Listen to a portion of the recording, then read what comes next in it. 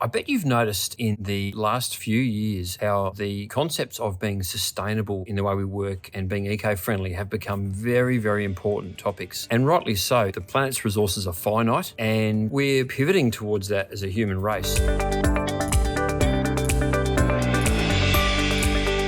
I'm seeing more and more articles now myself about organisations that will only invest in sustainable projects. And a lot of people are saying, well, how can I get involved? What can I do? I'm only one person. Importantly, a lot of leaders in business are talking about how can I lead my team in a way that is conscious of sustainable practices and will be good for the planet, but also good for the way we feel about what we're doing as an organisation. So I've got 3 tips that are simple things that you as a leader can encourage with your teams that will help your team feel great about acting in eco-friendly, sustainable way. Not only will they feel great, they'll actually be making a difference. Now, here's the first one. The first one's really simple. It's reduce energy consumption. How do we do that? Well, think about what's happening in the office where you work. How about switching off monitors when they're not being used? How about switching off desktop computers when they're not being used instead of having them run all the time overnight? I was told years ago that every time you turn a computer off and on, that kind of puts stress on the system, so you should leave them running the whole time. And I'll put my hand up and say that was something I did for a long time because that's what I was told. Again, the importance of leadership, right? But I've since been told by